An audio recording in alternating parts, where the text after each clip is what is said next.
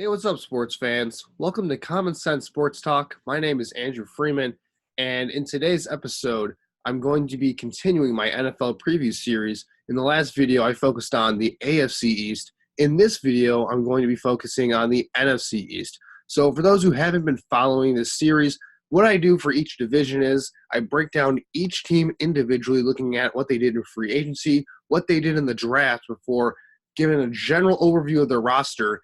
And while I'm giving these general breakdowns of each team's roster, I'll have visuals up where you can see the way I graded each position group, each offensive and defensive unit, as well as my overall grade and rating for each team, just so you guys get a visual representation of how I perceive each team going into the upcoming 2019 NFL season. If you want more information on the grading process and what each grade represents, I'll have more information on that in the description below. So after breaking down the roster and kind of looking at them overall, I will then look at the schedule, give my worst case scenario for win totals and best case scenario for win totals for each team before settling in on my final prediction for how each team will do in the upcoming season. So without further ado, let's get started with the Washington Redskins here and take a look at how their offseason turned out. And when you look at the Redskins, they were in a very murky situation going into this offseason because their quarterback situation was just not ideal whatsoever. Alex Smith, you don't know if he's ever going to play again after that gruesome broken leg injury against the Texans last season. And they were facing the prospects of having to potentially throw out Colt McCoy as the main starter going into next season. And what made this tough was they didn't really have enough cap space to go and make an investment on a veteran quarterback. And they had the 15th pick in the NFL draft. So the prospects of having to get a franchise quarterback in the draft were a lot lower than some of these other teams because they would have to trade up, or it was assumed that they would have to trade up in order to get their franchise quarterback in the draft. I'll get more on that later, but starting in free agency, one of the big moves that they made early on was to go out and trade for Case Keenum from the Denver Broncos. Now, Keenum, he isn't a starting level quarterback. I think he proved that with the Denver Broncos last season. He's a backup at this point to low-level starter if need be. But I think he's a better option than Colt McCoy. They only gave up, I think, a 7th-round pick for him. So it's a low-risk move. He's a guy that can come in, compete for the starting role, and at worst, he's one of the better backups in the NFL. So I like that move. It helps stabilize the position for this upcoming season in the short term, and long term, it gave them some flexibility for looking for their franchise quarterback in the draft and in the future. And then when you look at the offensive line, what they did to address that, one of the big issues for the Washington Redskins last season, and really the past couple of seasons, is that they just consistently get injured on the offensive line, and they don't have the depth to be able to match those injuries and to be able to sustain some quality offensive line play. So they went out and they got Eric Flowers and Donald Penn. Both guys have been offensive tackles for the majority of their careers, but it's assumed that they will compete for spots in the interior at guard. So you bring those guys in. Maybe they can play tackle in a pinch, but they came in on a one-year contract, so there really isn't a lot invested in these guys. They're just there bringing some depth and competition to the unit. But the big signing for the Redskins was landing Landon Collins, safety from the New York Giants, on a 6-year, $84 million contract. Like I said, they didn't really have a much cap space to go out there and make a bunch of moves to fill a bunch of needs, but they get an impact player, or they hope a guy that can be an impact player for their secondary, and Landon Collins. He's more of a box safety, so he's not really I think the contract that he got was a little bit of an overpay in terms of his value to a team because box safeties typically are very replaceable in today's NFL, but he's a very good in running game, supporting the run defense. He's very good in the short zones, covering the receivers and tight ends in those short 10 to 15-yard areas. And he's shown in the past that he does have an ability to make plays on the ball, when you have a good unit around him. So he's a guy that I think is going to be a leader for that defense. Their safety's position was in flux last season. I mean, DJ Swearinger and HaHa Clinton-Dix were the starters last season, and they cut DJ Swearinger, and HaHa Clinton-Dix was a free agent in this offseason, so they really didn't know who's going to be there. So he stabilizes the secondary for them a little bit for them. And then we look at who they lost, though. They did, like I said, they didn't really have a lot of cap space to maneuver with here, so they were going to lose some key players from last year's team. They lost Preston Smith, an edge player, to the Packers. He was very solid against the run, maybe not the best pass rusher in the world in terms of getting sacks, but he's very good at creating pressure and pushing the pocket as a power rusher in the passing game. He's a very solid number 2 guy on the edge. They also lost Jamison Crowder, the wide receiver, to the New York Jets. That was a loss that they could afford to take. I think he wasn't that much of a difference maker. He gets injured quite a bit. He got, overpaid quite a bit by the Jets. So I don't think that's the biggest loss for them. They also lost HaHa Clinton-Dix, like I mentioned. They traded for him last year from the Green Bay Packers for a 4th-round pick. It's obvious that they anticipated that they would re-sign him based off of the way that they really didn't address the safety position outside of Landon Collins. But they lose him on a 1-year deal to the Bears, where he was just looking to maybe get a proven contract. I think the Redskins were kind of lowballing him potentially, because I think HaHa Clinton-Dix views himself as more of an upper echelon safety, and that's not really what his value is right now. He's not that type of player that he once was a couple seasons ago, where he was a Pro Bowler. So I think he was taking a chance on a 1-year proven contract, and he wanted to do it in a situation where he felt better about his prospects in terms of getting a long-term contract in the future. So that was a kind of a big loss for the Redskins in terms of how much they invested in HaHa Clinton-Dix last season and the way they thought that they would be able to keep him long-term. In terms of the linebacking position, the linebackers have been pretty solid for them over the past few seasons. They cut their 2 starting linebackers from last season, though. Zach Brown, they lost him to the Eagles, letting him go in free agency. And then Mason Foster, they just cut him right before training camp. He has been their leading tackler last season. Now, in terms of what they did in the draft, I thought the Redskins did a great job. They had one of the better drafts in the NFL this season. You look at what they did in the first round. Like I mentioned before, I thought going into the draft that in order for them to get a franchise quarterback like a Dwayne Haskins, that they would have to trade up into the first round, because there were some teams that did have a need for quarterback that could potentially take him early in the draft. I looked at the Giants, who I thought were going to draft him, but they ended up going in a different direction, which I'll get onto later. But the fact that they can get their future franchise quarterback in Dwayne Haskins while staying put at 15, that was a huge, huge deal for the Redskins. And what this does is I think Haskins is a guy that can not only start right away, but he really helps out this franchise for the next 10 to 15 years as a potential franchise quarterback. If he hits, this could be a franchise-altering draft, because they really haven't had that franchise quarterback in a long time. I mean, they thought RG3 was going to be the guy, and then Kirk Cousins was solid for a few years, but they never really invested in him too much. Dwayne Haskins, the fact that they're able to get him at that part of the draft has to be an absolute steal, I think, for the Redskins, and he can help their franchise out for a long, long time. And then you look at later in the first round, they traded back into the first round to get an edge player, Montez Sweat, to replace a guy like Preston Smith. Now, Montez Sweat is a little bit raw as a prospect, but he's absolutely a freak as an athlete. He ran a 4.440 in the NFL Draft Combine. I mean, you just don't see that from edge players. He's big, he's strong, he's physical, he's very athletic. He's not the most agile player, which might hurt him in terms of his versatility as a pass rusher, but he's a guy that can develop into potentially a number 1 pass rusher for this team. Ryan Kerrigan is getting older on this team, so they need another guy in there to kind of take over as the lead dog on the edge for them going into the future. And Sweat certainly has that potential. I thought that was a nice risk to take, trading back in the first round to get a guy who could potentially be a double-digit sack guy for you for a long time. And then later in the draft, there's a lot of players that I thought, they did a really nice job in this draft. Like I said, in the third round, getting a guy like Terry McLaurin, who has a relationship and a chemistry with Dwayne Haskins already from his time at Ohio State. He was a guy that really shot up draft boards, I think, in the pre-draft process. He's very smooth as a route runner. He's got good hands, a good athlete. He just wasn't really used correctly at Ohio State, which is why a lot of people weren't really high on him when the season ended at Ohio State. But with the Combine, with the Senior Bowl, and everything that's happened in that aspect of the pre-draft process, Terry McLaurin showed that he's got potential to be a nice contributor, maybe as a wide receiver 2 in the NFL. I don't think he's got the upside to be a number 1 guy for you, but he can be a really nice player long term.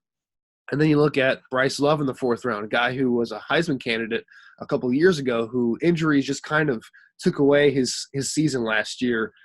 He's coming off torn ACL, so you're hoping that you can get something out of him this year. But if not, he's a guy who's very explosive in the open field. He can contribute down the line as another weapon out of the backfield for you.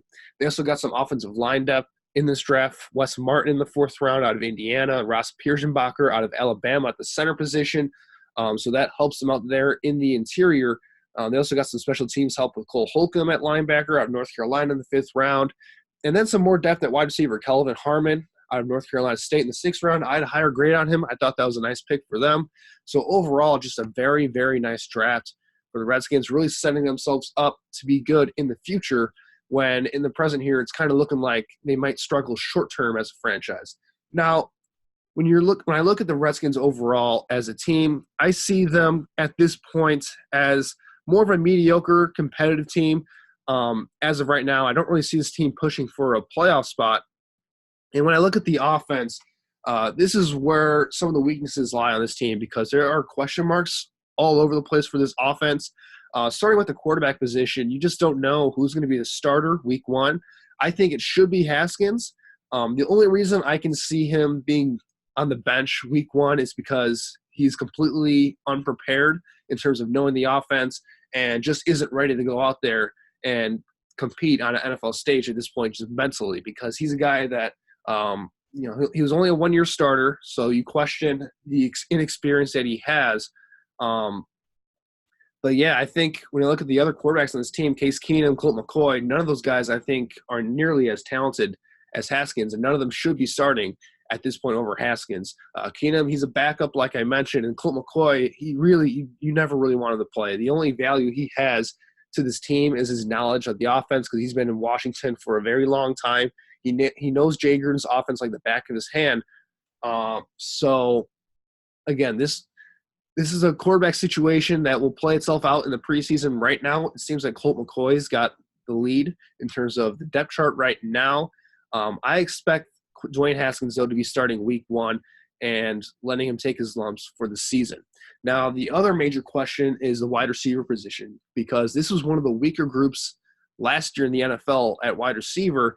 And again, I think going into this season, this is going to be, again, one of the worst wide receiving cores in all of football once again. So when I look at this wide receiver core, I will say that there is quite a bit of competition, which I like, but there just isn't a lot of upside. Josh Doxson, he was a bust for them in the 1st round. He's going into his last year of his rookie deal. You're hoping they can get something out of him. But other than a few flashes here and there, he really hasn't done anything. So I'm not really expecting too much out of him, even though it's a contract year. Paul Richardson, who they signed last offseason from the Seattle Seahawks, they gave him a pretty big contract. He is who he is at this point. He's a guy who's got a lot of speed. He's a one-dimensional deep threat, but he never stays healthy, and that's what happened last season. He got hurt early last season and never really contributed at all for this team last year. They have Brian Quick, who's decent depth at this point, and then Trey Quinn, who was Mr. Irrelevant in the draft last season. He's kind of solidified himself as the starting slot wide receiver for this team, so he's a guy that will have quite a bit of a role going forward. I expect Terry McLaurin to have a big role in this offense as a rookie. I just think his chemistry with Dwayne Haskins will be very beneficial, and I'd like to see those guys start to grow together as the season progresses, because this is what this season is all about, the growth and progression of Dwayne Haskins as a rookie. So you want a guy like McLaurin in there to have a big role, because not only is he a young guy, but he's already has that chemistry with Dwayne Haskins. So that's kind of what I expect. I expect the wide receiver position to be kind of in flux throughout the season. Lots of guys will get opportunities. It's all about who steps up and will be able to contribute overall.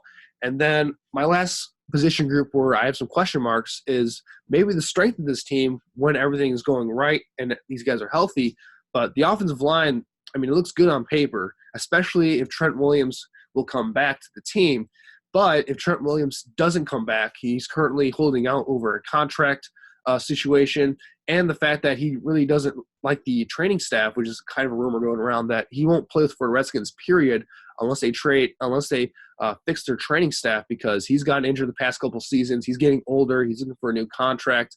So if Trent Williams, who's one of the best left tackles in all of football, if he decides not to play, this offensive line is in big trouble, I think, because they signed Eric Flowers to be their starting left guard or to, at the very least, compete for the left guard spot. And if Trent Williams doesn't play, you're looking at Eric Flowers potentially playing at left tackle, which I think would be disastrous. Eric Flowers, when he played for the Giants, he was one of the worst, if not the worst, left tackle in all football. You just would not be able to do anything you want to do on offense with him being exposed out there. And especially with a young quarterback in Dwayne Haskins, you want this guy to be on his feet as much as possible. So you're hoping that Trent Williams will come back to the team. If not, that would be just a tough situation for this offensive line to deal with. Now, there are still some other solid pieces on this offensive line. Like I mentioned, they drafted two guys in Wes Martin and Ross Pierschenbacher. They have Chase Roulier starting at center, who's pretty solid. But then their right side is a very good stabilizing force for them. You have Brandon Sheriff, who's one of the best right guards in all football. When he's healthy, he's absolutely dominant out there as a run blocker, and he's very solid in pass protection. I really like him as a player. Morgan Moses, he had a good year season ago. This past season was kind of down year for him, but he's very solid. He's a solid player. Nothing really spectacular as a right tackle, but you're comfortable with him out there for this team. So I like the right side of this offensive line. It just really comes down to Trent Williams and how that situation plays out for this team. Now, when I look at the other parts of this offense, the running backs and tight end groups, this is the strength of this offense, I think. When you look at the running backs, Adrian Peterson, yeah, he's older. He's not quite the same player he once was, but he did run for 1,000 yards last season. So he can still play in, I think, a running back by committee approach. And you have a guy in Darius Geis who you drafted last season. He's got a lot of potential. He's a guy that I had a borderline first-round grade on last year going into the draft. If he can stay healthy, he's very explosive. He's a nice power runner. He runs with an attitude. I like that 1-2 punch there. You have Chris Thompson, who will contribute if healthy as a receiving back. Again, he has to stay healthy. I don't know if he's the same player he once was because he's constantly dealing with injuries, it seems like, every single season. But he's one of the more consistent receiving backs out of the backfield in the entire NFL. And then when you look at the tight end group, you have Jordan Reed and Vernon Davis, a very good 1-2 punch. Jordan Reed gets hurt every single year, though, so I don't really know how much you can expect out of him. He's not quite the same player he once was, where he was a dominant receiving threat and a versatile weapon for this offense a few years ago. He's not quite that same player, but he's still a very, very good very good receiving threat. And Vernon Davis has had kind of a late career resurgence in Washington here.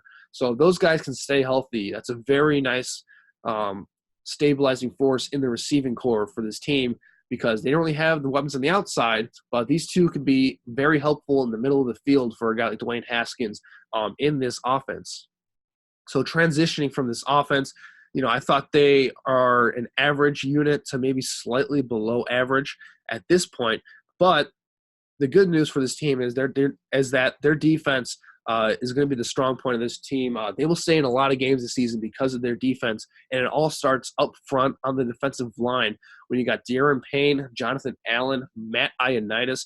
All those guys are impactful starters for this team, especially De'Aaron Payne and Jonathan Allen. Their run defense was very good at the start of last season before injuries kind of sapped this team of their juice on defense. But I think this year, if they can stay healthy, their run defense will be very stout, if not one of the elite run-stopping units in the entire NFL. De'Aaron Payne was an absolute beast as a rookie. Jonathan Allen is very good when he's healthy. And Matt Ioannidis, not a lot of people talk about him, but he's a very good starting defensive end in a 3-4 defense. There's a lot of upside here. If De'Aaron Payne and Jonathan Allen can take that next step, you're looking at one of the most dominant defensive lines in the entire NFL. I really like what they have there. And then when you look at the rest of this defense, there are big names across the board, starting at the edge group with Ryan Kerrigan, who's one of the most underrated edge players in the entire NFL, one of the best pass rushers over the past decade or so, really, in terms of consistency. He's always in a double-digit sack range, especially the last few seasons where he's gotten 10 sacks in the last three years. He's very good. He's stout against the run. He sets the edge very well. Just a very good overall player. but they need someone to step up besides him because, like I mentioned before, there's a lot of big names on this defense, but they lack that balance and that depth that you want across the board. And at the edge spot, obviously you hope that Montez Sweat can contribute as a rookie. Like I said, he's a bit raw coming out. But they also have a guy like Ryan Anderson, who's an okay role player. He's not much of a pass rusher, but he's very good as a run stopper on base downs, on first and second down to stop the run, sets the edge very well. But they need Montez Sweat or somebody else on this team to step up at the edge position because Ryan Kerrigan, while he's very good, he can't do it by himself. And as Ryan Kerrigan's getting older, they need somebody that's young and with some juice to be able to step up and be that number one guy for them. In the secondary, I think Landon Collins and Josh Norman will stabilize the unit a little bit. Josh Norman, he isn't what he once was when he was with Carolina. I think he's kind of proven himself to be more of a number two corner rather than true number one, but he's still very good as a player. And then, like I mentioned, Landon Collins, he's a very impactful starter as a box safety. You look at the rest of this starting unit here in the secondary. At the quarterback position, you have Fabian Monroe, who's going to be starting opposite Josh Norman at cornerback. Greg Stroman is going to be contributing. They signed Dominique Rodgers-Cromartie as a veteran. He's not quite the same player he once was. He's old and really past his prime. So somebody needs to step up at the number two corner spot. That's for sure. Because Josh Norman, he's a good player, but he's definitely not shutting down the opposing team's number one wide receiver. So someone needs to step up there. And then at the safety spot, you're looking at Monte Nicholson or DeShazer Everett stepping up to be the other safety next to Landon Collins. I'm not too high on either of those two players. Like I said earlier, it's pretty clear that the Redskins were banking on HaHa Clinton-Dix re-signing with the team. And when that didn't happen, it really left them in a bad spot, I think, in the safety position. I like those two guys as depth players, don't get me wrong, but as their starters over a 16-game season, I don't see how that works out. So that's something that could be a weakness for this defense. Their secondary, they have some holes there that they have to figure out. But the main weakness for this team, I think, on their defense is the linebacking core. John Bostic is slated to start. He's very athletic, but he lacks the instincts that you want from your starting player. And then Sean Deion Hamilton, he's a guy that has been impressing in training camp. And late last season, he was a sixth-round pick last season out of Alabama. He's got some nice athletic upside, but I don't know. I haven't seen enough from him yet to be really confident in his ability as a starter long-term for this team. So the defense, it's solid. It's going to be pretty good. It could be a very good defense by the end of the season if a few guys can step up. But right now I just have them as a mediocre unit until proven otherwise. So when I look at this schedule overall for the Redskins, the worst-case scenario I think for this team is that they will win 3 games. Worst case scenario, that's if the injuries pile up. That's if Dwayne Haskins either isn't ready or they just start a guy like Colt McCoy. That's the worst case scenario for this team. Best case scenario, I think this is a team that, because of their play style, they're going to want to run the ball. They're going to play good defense in terms of stopping the run. They're going to be in a lot of close competitive games. And if Dwayne Haskins can prove to have a nice impact as a rookie, they can win as much as 8 games, I think. This is a team that's going to be very competitive. They're going to be close in a lot of games. But overall, I just don't see the talent across the board for this team. I think they're going to go 5-11. But that's okay. This season is really all about Dwayne Haskins and his development. So I don't think that would be the worst thing in the world for the Redskins if he can start to show some flashes. So moving on to the next team in the NFC East, we're going to take a look at the New York Giants. And I'm just going to say this right now, Giants fans, you're probably not going to like me very much when I'm done with this segment here, because the New York Giants, I thought they had a borderline disastrous offseason. First of all, the Landon Collins situation, it's fine if you don't want to pay him the ridiculous money that he got from the Washington Redskins. I get it. He's a box safety. You don't want to pay that much money to a position that doesn't have really that much value in the grand scheme of things.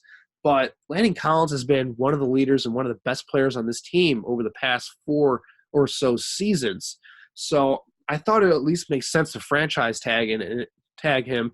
And if you're not willing to sign him long term, maybe see what you can get for him in the trade market. I mean, the Dolphins were able to get something for Jarvis Landry a couple seasons ago. At least go in that direction and see what happens. But the fact that they just kind of let him go for nothing, I really did not like that whatsoever for the way to start off the offseason. And then the trades came in. And it's pretty clear that Dave Gettleman and the entire Giants organization were kind of tired of some of the antics of Odell Beckham Jr., both in the locker room and off the field. So they were willing to trade him, even though they just signed to a contract. They still owe him a bunch of money for this season. And that trade to the Browns, where they got a first, a third-round pick, and Jabril Peppers from the Cleveland Browns, to me, that was not a good trade for them whatsoever, especially when you look at how they use their draft picks in the draft, which I'll get to later. The centerpiece of this deal is the first-round pick and Jabril Peppers. And Jabril Peppers, he's a nice player. He's got some upside because he's such a freak athletically, and he is the replacement for Landon Collins going into this next season as their box safety. But like I said, with Odell Beckham Jr., you're looking at a player who's one of the most valuable non-quarterback offensive players in the entire league, and you're trading him for what really amounted to a nose tackle and a box safety, which are two of the least important positions in the entire NFL in terms of positional value. So that's what really bothers me about this trade is the lack of understanding about positional value, a lack of understanding of where the league is going in terms of the trends towards a pass-happy league and offense, the lack of a need for a true nose tackle because or investing high on a nose tackle just because, you're only using them for the first two downs in base situations anyway. If you're going to draft a defensive tackle early in the draft, you want it to be a guy who can get after the quarterback, and I'll touch more on that later. Now, in terms of other trades that they made, Olivier Vernon, they traded him to the Browns as well for Kevin Zeitler to stabilize the offensive line. Again, the positional value thing for me. Kevin Zeitler is a very good player. He's a better offensive guard than Olivier Vernon is as an edge player. I agree with that statement there. But, again, it comes down to the positional value. Olivier Vernon was their only legitimate presence on the edge for this team. And when I look at it, when you're building an offensive line, you can hide an offensive guard who's maybe not as good with your scheme and with the way that you use that player with your protections and stuff like that. If you don't have, though, a legitimate force on the edge, you can't hide that. You have to be able to get to the quarterback in the NFL today. So I get it. They wanted to get rid of that contract of Olivier Vernon. But the positional value, and again, it's always nice to build up the offensive line, but I felt like they could have drafted another guard, in the second or third round of this draft and gotten pretty good value there.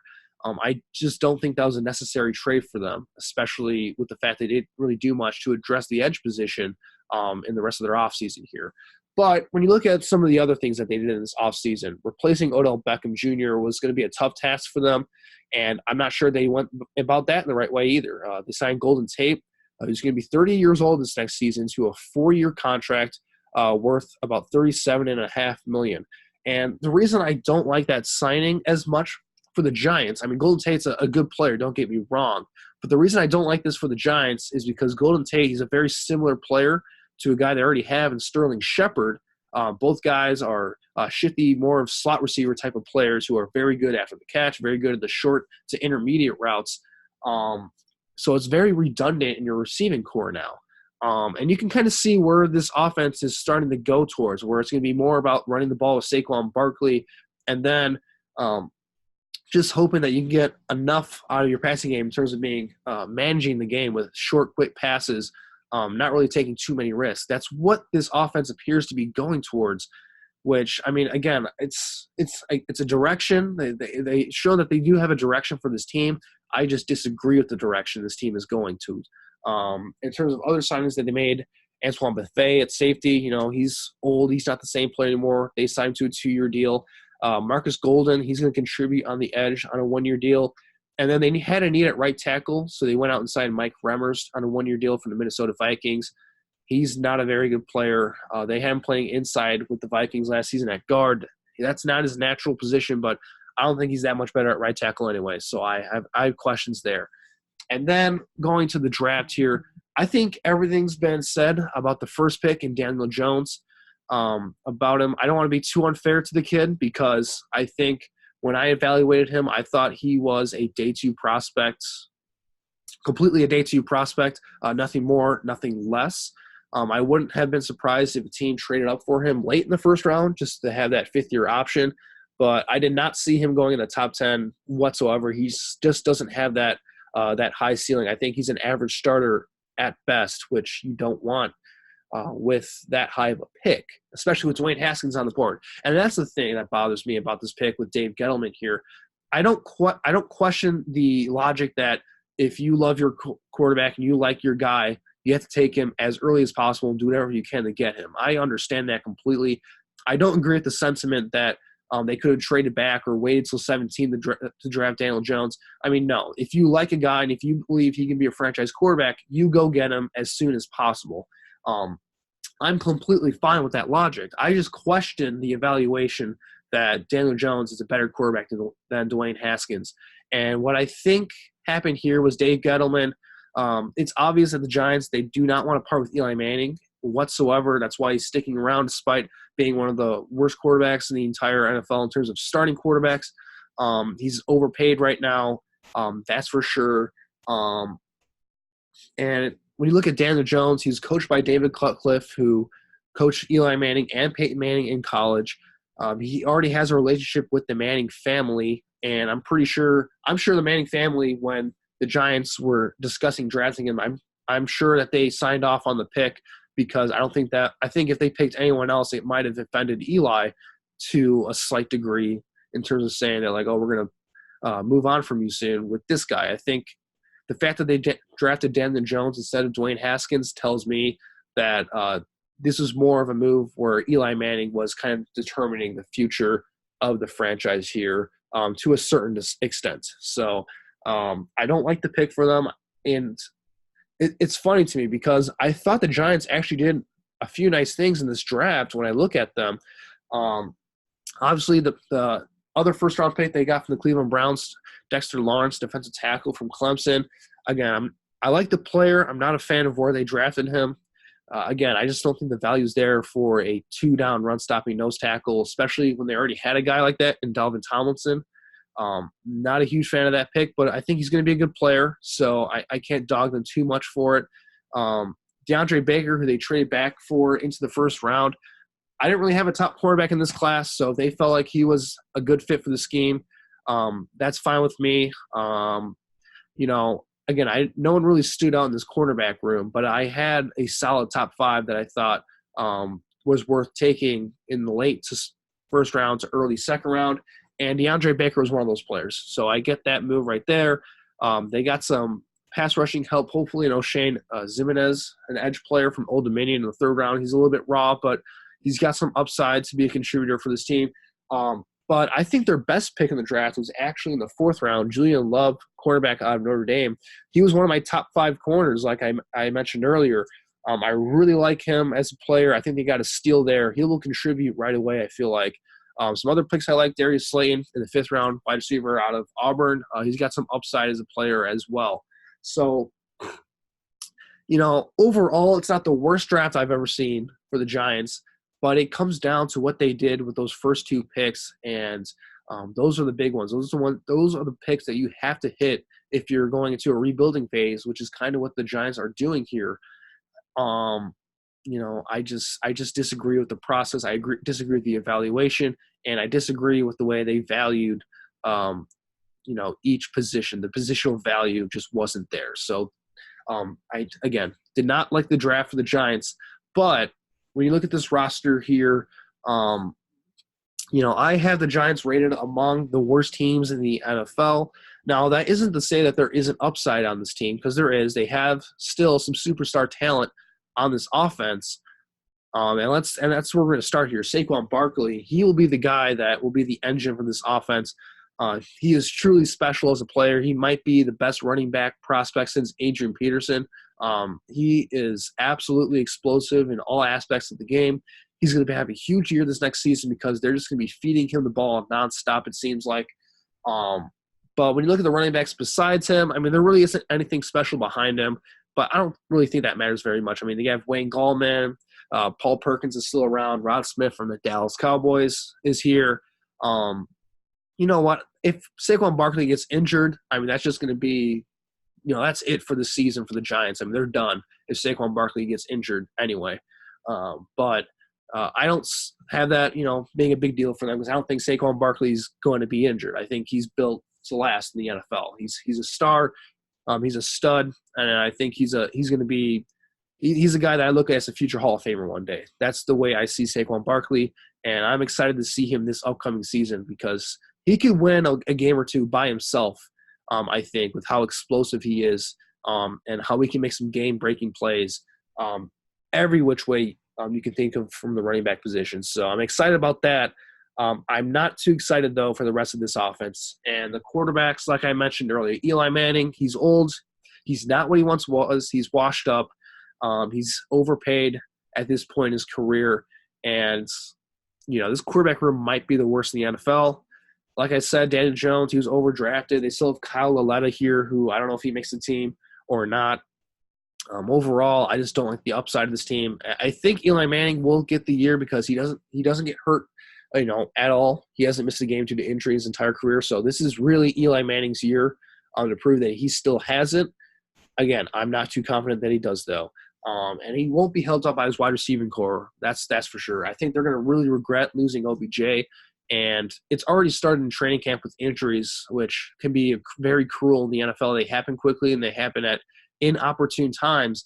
And that's kind of what's happened with the Giants wide receiver core here. They needed everybody. They needed all hands on deck with the wide receivers if they're going to have a good year in the passing game.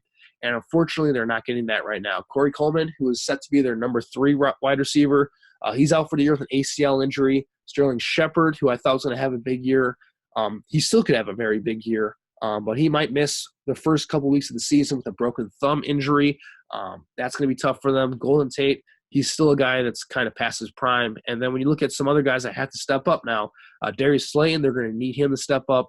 Russell Shepard, who they signed in the offseason, they need him now. Benny Fowler, they signed, he's more of a special teams player. Cody Latimer from Denver, just nothing too impressive on this wide receiver core. And that's going to hurt them this season. That's definitely a weakness on this team. Now, one place where I think they are pretty solid at is the tight end group with Evan Engram, who I think will step up and have a very big year. He's very athletic, and if he can just stay healthy, and that's the big thing, is health. If he can stay healthy, he's a mismatch nightmare in the passing game. He's one of the most athletic tight ends in all of football. He could have a breakout season this year and be very good. I've always loved his talent coming out of college. And, yeah, I think it takes tight ends a while to figure it out in the NFL, and I think he's got all the tools to do that this upcoming season. And then when I look at the offensive line, I don't think it's terrible. They have some talent here in Kevin Zeitler, who they traded for, and Will Hernandez at guard. So their guard duo is pretty solid here. John Halapio, I'm not a huge fan of him at center, but you can hide him in pass protection. I don't think that's a huge deal for me. My biggest question is the tackles. Nate Solder, he's one of the most overpaid players in all of football. He isn't terrible at left tackle, but he isn't good either. He's a average starting left tackle at this point in his career. And then you also have Remmers, who might be a bit of a problem at right tackle. I'm not a big fan of him either. So you like the interior. You like that. They will be able to run the ball pretty effectively. I question whether they can hold up in pass protection, though, with those duo at tackle, because it's really tough to hide below average to bad tackle play in the NFL. And then, so transitioning from their offense to their defense, when I look at this defense here, I think they will be very stout against the run, it looks like. Dalvin Tomlinson, like I mentioned, he's very good as a kind of bigger defensive end, nose tackle type. B.J. Hill, he's around from last year, who they drafted last year. He had a pretty good rookie season. I like him. And even though I hate the pick of, necessarily drafting Dexter Lawrence that early in the draft, I think he will help very much as a nose tackle for this team and contribute right away. He's a very good player for what it's worth. So their run defense looks pretty good overall at this point, but there are question marks at other parts of this defense, specifically at the edge position. Lorenzo Carter, who they drafted in the 3rd round last year, I really like his upside. He's very talented, but he showed that he's a bit raw still at this stage in his career and in his development. And now he's in a position where he has to be kind of that number 1 pass rusher on the edge for them. I'm not too confident in him for this upcoming season, maybe in the future. I don't see that there. They're going to need Marcus Golden and guys like Kareem Martin to step up. Definitely, they will need to contribute if they're going to get anything out of this pass rush. Then you look at the linebackers. Again, they're kind of meh to me. They're not good, but they're not bad either. Alec Ogletree, he can make some splash plays with his athleticism, but he also gives up a lot of big plays. B.J. Goodson is all right as a run defender. Nathan Stupar is a solid veteran, and they drafted Ryan Connolly. He's more of a special teams player to me. So the linebackers, they're all right. They're nothing to write home about. And then in the secondary, Janoris Jenkins, he's getting paid like a number 1 corner, but he's more of a number 2 type of guy, I think. He's solid. He's pretty good. Nothing spectacular, though. I do like the depth here, though. Julian Love and DeAndre Baker, they form a nice duo there, I think. And they're going to be young and talented this upcoming season. And then at the safety spot, Jabril Peppers, he does offer some upside. He can do a lot of things with him as a box safety. I like that there, but outside of him, Antoine Bethea is still there. Not a huge fan of him at the safety position. Michael Thomas, Sean Chandler. The safety position just doesn't really have a lot to offer here for this defense. But I will say that the defense will probably be the strongest part of this team. I have them as a mediocre defense as of right now. Mediocre to slightly below average just because of some of the holes at key positions. But I definitely see some upside here. I think they will be a little bit better than last season. So when I look at this schedule, I don't really see that many good things happening for this team, unfortunately. I think their worst-case scenario is 3 wins, and that's if injuries take a hold, maybe to a guy like Saquon Barkley. Best-case scenario, I think they win 5 games. Again, there just isn't too much upside with this team at this point. So overall, I had them going 4-12. Another year where they're going to get a high draft pick, and we'll see. This will be interesting to see whether this will be Eli Manning's last year or not, and whether they will start the transition to Daniel Jones going into the future. So moving on to the next team in this preview is the Dallas Cowboys.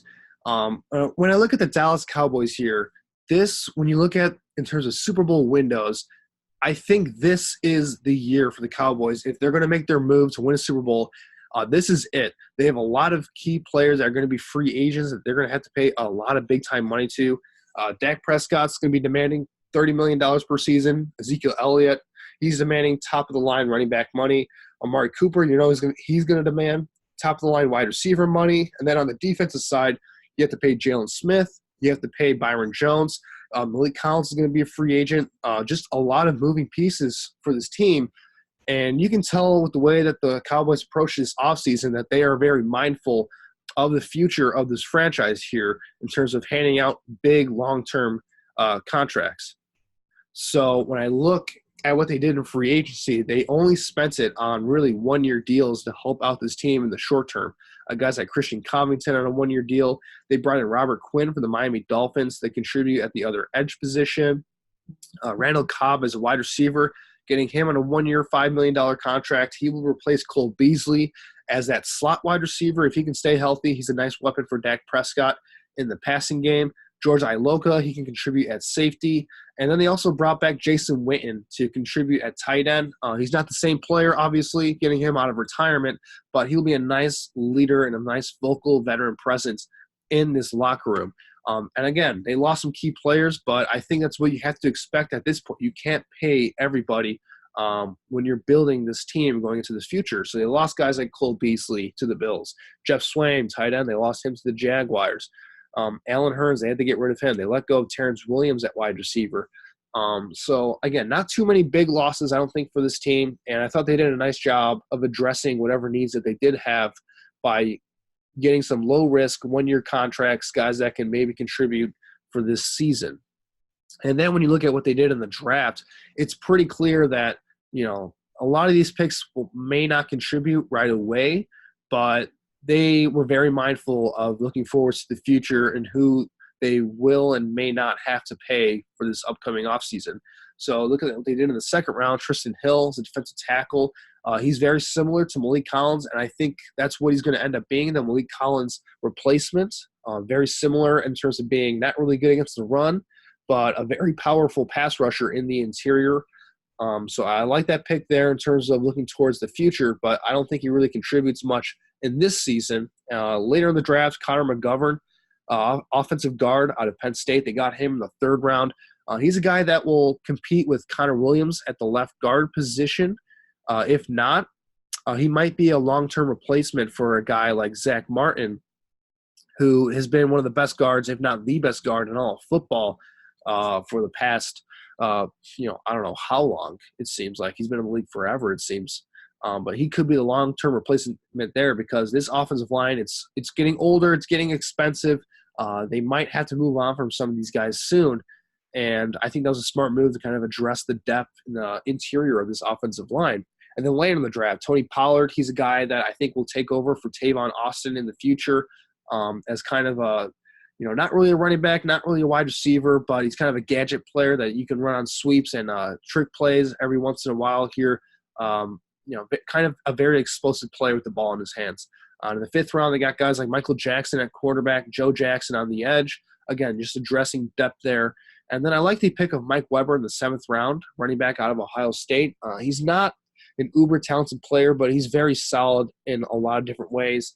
And with the Zeke holdout situation there and the fact that they may not even pay Zeke long-term, he's a guy that could maybe contribute in a running back by committee approach. So when I look at this roster as a whole, like I mentioned before, this really is it in terms of this team, this current group, and their Super Bowl window. I mean, this is their chance to go out there and go win a Super Bowl. There's a lot of talent all over this roster, but there are still some question marks. And I think the biggest one, when you look at the offense here, it has to start at the quarterback position. Dak Prescott, he showed some flashes last season, especially once they traded for Amari Cooper. He's been very reliable for this team over the past 3 seasons, but he hasn't really been spectacular. And I thought he looked almost like he could be a guy that could be a franchise quarterback for this team long term once they got him a legitimate number 1 wide receiver in Amari Cooper, because the weapons for this team were just not good before they made that trade, and it really bogged down their offense. So getting Amari Cooper was a big trade for them. If Dak Prescott can make that next step and take that leap into being a franchise quarterback, then, obviously I think this team will be a Super Bowl contender and maybe even one of the favorites in the NFC. That's what kind of hurts their overall grade for me, is I just don't buy Dak Prescott at the moment as a franchise quarterback. I think he's an above average starter. I think he's fine. I think he's solid. But I'm not really willing to say that he's a guy that the Cowboys can build around it. And if he can prove himself this upcoming season, where he's going to have weapons, he's going to have the offensive line back pretty healthy, that could go a long way towards the short-term goals for this franchise and their long-term outlook in terms of having their franchise quarterback for the next 10 or so years. But if they're going to win a Super Bowl, they have to get Zeke back, and they have to get him early on in the season, because if he continues to hold out with his contract situation, that's a big bummer, I think, for this running back group. I mean, it's solid. They had Alfred Morris, who they're bringing back on a cheap deal. Like I mentioned, Mike Weber, who they drafted. Tony Pollard probably isn't going to contribute much as a true running back. They're going to have to go by more of a committee approach. And with this offensive line, which is still one of the best in football, Travis Frederick, he's back at the center position. If he can be what he once was at the center spot, that's going to be huge for them. Zach Martin, Tyron Smith, those guys are still beasts, even though they're getting older. This team will be able to run the ball, but Zeke is what makes this offense special. He's what makes them more effective. The way the Cowboys want to play, they're going to try and run the ball a lot. They're going to play good defense. They're going to be in a lot of close games. And last year, they were fortunate enough to win a lot of those close games. And they don't do that without a guy like Zeke, who can really control the clock, who can make a lot of big plays late in games, running the ball, killing the clock. And they're going to need that for this team if they're going to go anywhere in terms of making the playoffs and making a deep run in the playoffs. So they need to fix that situation. In terms of the wide receiving core, I think they're pretty solid. Nothing spectacular. Obviously, Amari Cooper really helps them out. He was very good for them last season. He kind of proved himself to be a legitimate number one wide receiver for an offense. I had some questions about him in Oakland, but he definitely proved himself last year. He was a big add to this team. We'll see if Jason Witten adds anything. The tight end group is decent, but nothing spectacular. You have Blake Jarwin still there, Dalton Schultz. All those guys are pretty decent blockers, but not really spectacular in the passing game. So you hope you can get something out of one of those guys. And in terms of the other wide receivers on this team, I like Michael Gallup as the other outside receiver next to Amari Cooper. Like I said, Randall Cobb is pretty good in the slot. And Tavon Austin, he's a gadget player. So you need Michael. I think Michael Gallup is the guy that needs to step up for this team. I liked him coming out of college. I think he had a pretty decent rookie year. So we'll see about that. But overall, I don't think it's not like they're deprived of weapons. They're still pretty solid, I think. If they're going to be special, though, they need someone to really step up, I think, going into this season. And then one more thing before transitioning to the defense. I will say if there is one weakness on the offensive line, which I still think is one of the best in all of football, it will be their right tackle and left guard positions. Connor Williams, he's solid at left guard, but he isn't great at this point. He had some struggles as a rookie last year, but he definitely does have some talent. He can be a very nice player in the interior there. And then La'el Collins at right tackle. He's up and down as a player. I don't really see anything spectacular in him in terms of being a long-term starter. But if he can have a bounce back year and be a nice, solid starter for this team this upcoming season, that will go a long way for them establishing themselves as one of the more dominant offensive lines in the entire NFL, and it will put them from a above average offense to a good to maybe even very good offense, I think. So when I look at the defense now transitioning there, I think it was nice for them to extend DeMarcus Lawrence. They finally got that extension done. He's one of the most impactful pass rushers in all of football, but they need someone to step up beside him. So they're not getting anything from Randy Gregory. I don't think he's reapplying for reinstatement as of right now, but I don't see him contributing at all this season. Robert Quinn will help as another edge rusher. He's old. He's not what he once was earlier when he was with the Rams in St. Louis. But he can get after the quarterback every once in a while here for you. So you're hoping that on passing downs, he can contribute as a situational pass rusher. They still have Taco Charlton, who they drafted a couple seasons ago. He's looking like he might be a bust. Maybe he can figure it out this season, but he hasn't looked very good. I see him more as a guy that they put in on first and second down to stop the run because he's a little bit bigger. He's a little bit more physical than Robert Quinn at this point. And their interior rush is solid, I think, as well. Malik Collins, he's a decent player. Antoine Woods can stop the run. Tyron Crawford, who's coming off a neck injury that was pretty serious last year. If he can get back healthy, he's a guy that can get after the quarterback as well. He's pretty solid in the middle of that defense. So you're hoping you can get someone to step up there as well. If they can, then this pass rush goes from a good pass rush to an elite pass rush, I think, because DeMarcus Lawrence, he is that good. He's a dude. He's a very dominant pass rusher, I think. And maybe not on the level of Khalil Mack or Von Miller, but he's in that tier or two below, I think. He's very good as a pass rusher. But the strength of this defense has to be the linebacking core, which is probably, if not the best, then one of the two or three best in all of football. You look at Jalen Smith and Leighton Vander Esch to start for those guys. Those guys are just studs. They're going to be – you're looking at two guys that can be perennial all-pro, Pro Bowl type of talents for the next 10 or so years. And they got these guys both on the same team. I really love what they have there. And then Sean Lee, he's still around. He's a guy that may not play too much this year because you want Jalen Smith and Leighton Vander Esch on the field as much as possible. And with the trend to go towards more nickel packages, you don't really need three linebackers on the field at the same time. But Sean Lee in base packages and filling in for these guys to kind of keep them fresh, he's very nice depth to have. He's still an impactful starter when healthy, and that's the big key for him is he's got to stay healthy. But I think now that he won't be relied upon to play every snap, that will go a long way towards keeping him fresh throughout the season. So this linebacking core, it's got good depth. It's got high-end talent. It's where the strength of this defense is. And I'm excited to see who steps up and how good these two can actually be going forward here. Then when I look at the secondary, Byron Jones, you like him. He's a borderline shutdown type of corner at the edge spot there. But he's not really a guy who's going to pick off a lot of passes or be a ball hawk. He's just very good at shutting down his man in coverage. If this secondary is going to be anything special, though, they're going to need someone else to step up because they do have a lot of young talent, but just not anyone really spectacular at this point to really complement Byron Jones at that quarterback position. You look at Chidobe Awuzie, who showed some flashes in his first 2 years as a player. Anthony Brown is a slot guy. He's pretty solid. Jordan Lewis showed some flashes when he got some playing time last year. There's some good depth and a lot of young talent all across the board here. It's just about who can step up and really be a nice number 2 option here next to Byron Jones. The safety position, if there's one position group that's kind of a weak spot for this defense, it's the safeties. I'm not a huge fan of Jeff Heath as a strong safety. He's fine, but he really doesn't do anything of note. He's just very solid in terms of not blowing coverages and a solid tackler in the back end of the defense.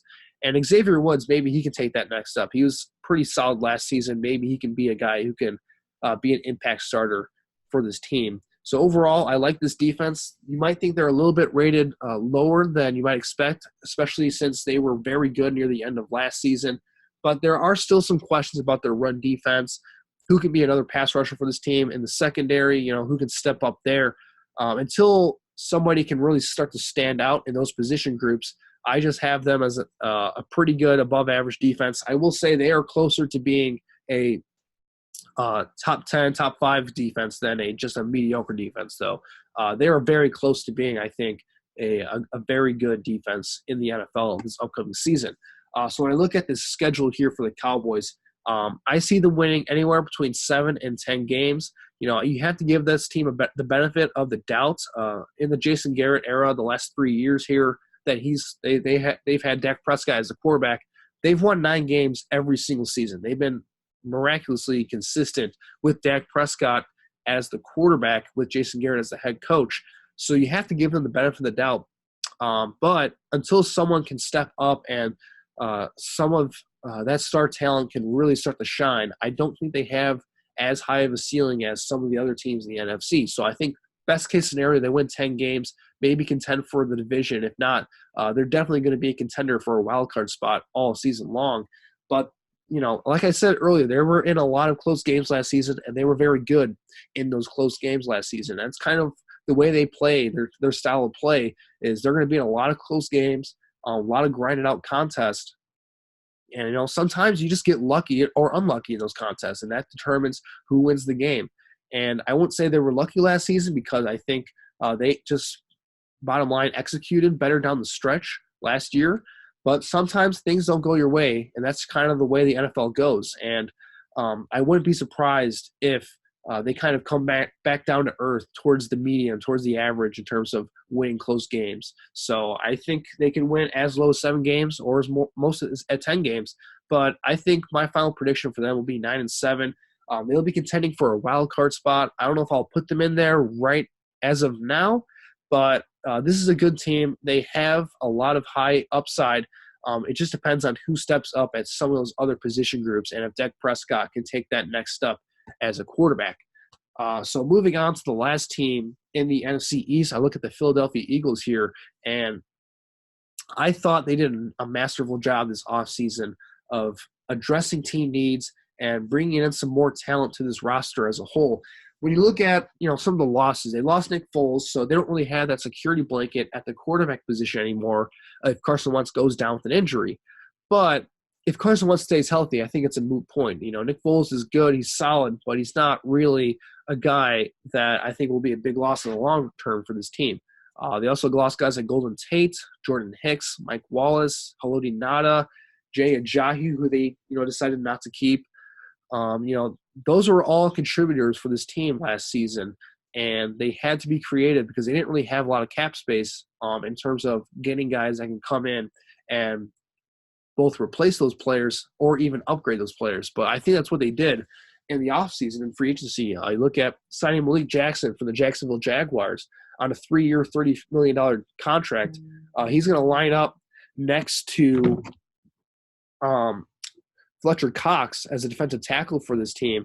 He's got a lot of talent as a pass rusher still. He's got a lot of juice left. He's maybe not the best run defender anymore, but late in games on third down situation and passing down situation, he's going to be a terror in the middle of the defense for this team. And then you look at trading for Deshaun Jackson from the Tampa Bay Buccaneers. He adds a legitimate deep threat to this team that they haven't really had in the past few seasons. Carson Wentz is going to hook up with him for a lot of long touchdowns and long gains this next upcoming season. It's going to be very exciting to watch this receiving core go to work this upcoming year. And then Jordan Howard, they traded for him from the Bears for a 6th-round pick at the running back position. He kind of fills the LeGarrette Blount role that they had when they won the Super Bowl a couple seasons ago. He's kind of a power back that can give you some tough yards, grind out the clock, be a goal line presence. Nothing flashy, but a guy that will have a role for this team nonetheless. And then they also add some depth with Vinny Curry and Andrew Sendejo on defense. Those guys can help contribute. And I thought they did a really nice job, actually, with the linebacking core, getting Zach Brown on a 1-year, $1.5 million contract. I mean, that's a steal. This guy has been a consistent starter for the past few seasons. He's very good in the middle as a middle linebacker. I really like that signing for them in terms of addressing their linebacking core. And then when you look at the draft, they didn't really have a lot of picks, as they kind of shipped off a lot of their picks for veteran players on 1-year deals, so they can kind of get those compensatory picks in the future. But I would say with the picks that they did have, they were very efficient in getting good players with them.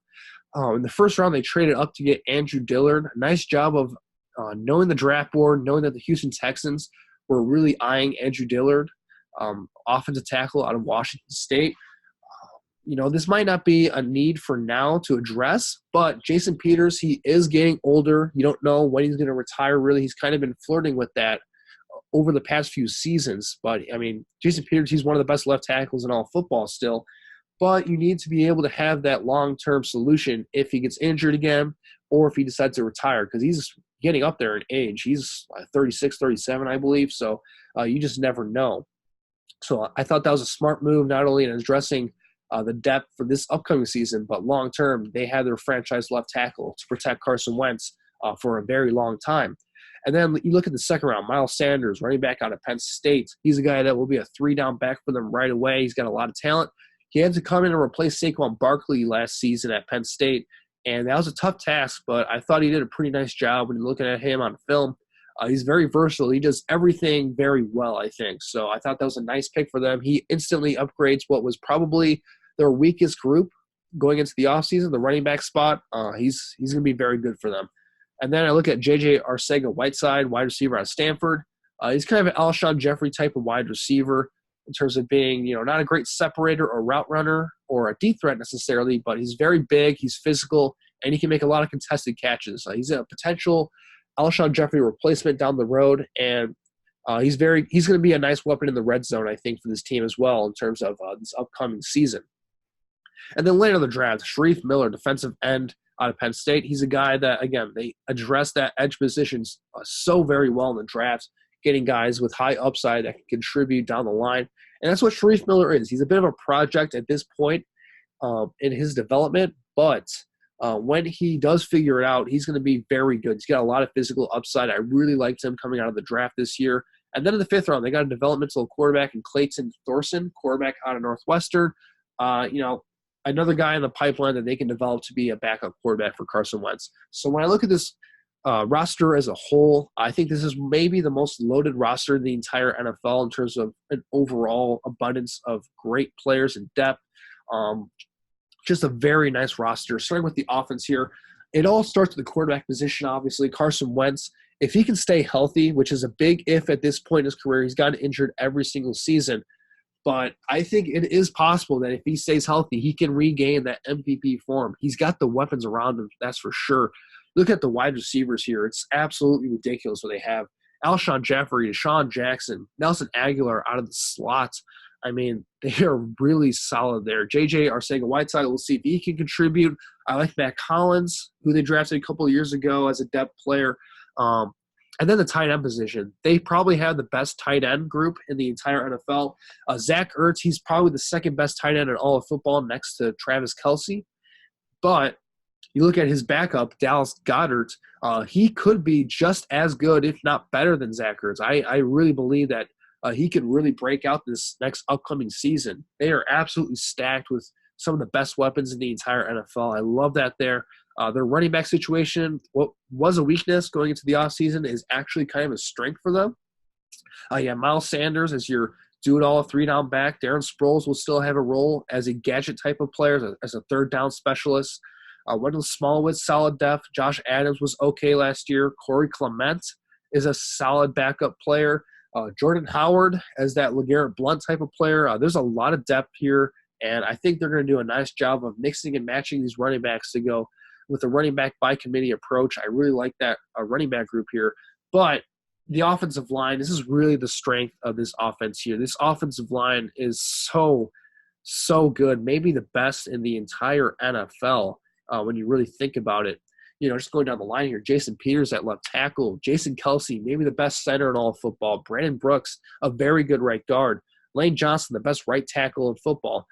This team is stacked at the offensive line. Maybe the only weakness is the left guard spot. Right now they have Isaac Ciamolo starting at the left guard position, but they have Stefan Wisniewski, who started before. I already mentioned Andre Dillard as their swing tackle.